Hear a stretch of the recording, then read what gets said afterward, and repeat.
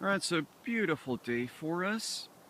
Here I am at beautiful Leyritz Park. This is one of the many locations we use for our professional trainers program. And you got dogs just getting organized out of the parking lot. So, let's talk about oh man, this is a scary topic to get into. The topic is not starting a website from scratch. You've already got a website, it's been going for months or years, let's say years, hypothetically, and you need to update your website. Well, guess what? We did that. Well, it all started about 8 months ago, and it was... You ever talk to somebody that's rent out a house and it's been an absolute nightmare? That's what happened for us. It could have been worse, but I'm hoping to avoid anybody listening to this a whole lot of pain and grief because, first of all, we got a serious time commitment from the guy that was doing it. The guy that was doing it, oh my goodness.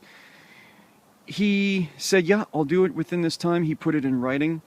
But when we could see that he wasn't even close to fulfilling that time guideline, what options did we have? Were we going to start shouting at him, get mad at him, threaten to sue him? He's right in the middle of this project. And we know that if somebody starts from scratch, it's going to be, we're starting all over, and it's a big production, like, describing everything that's needed, going through the plan. And so that's something to think about. What is the repercussion? If the timeline is blown, you need a timeline in the contract. If you don't have something, this is what I've heard from others, friends, others in business, that they got somebody and 6 months later it still wasn't done. It was still being dragged out. So that's number one. The time guideline in the contract. What is the repercussion? Are they going to lose 10% of what you were going to pay them if they're late? Is it going to be 2% a day, 2% a week? You need something, otherwise they'll just say, oh, sorry, too bad. So that's number one. Number two, get somebody that's been highly recommended. The guy, no names mentioned, that we ended up going with, had a psychological breakdown partway through the project, and he apologized profusely more than once. I'm sorry. He'd be crying sometimes on the phone.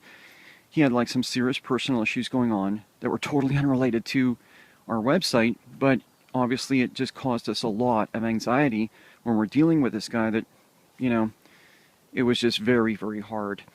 So, references. The main thing that I want to tell you here is think about your traffic.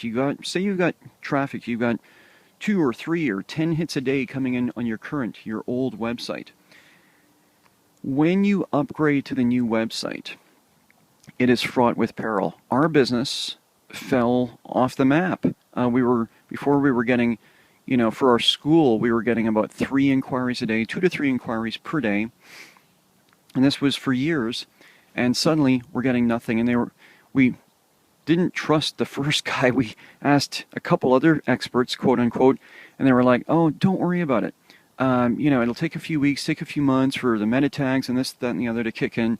Then it'll be right back up to snuff. Well, guess what? After 6 months or 6 months, I think I've tried to forget, we just said, hey, you know what?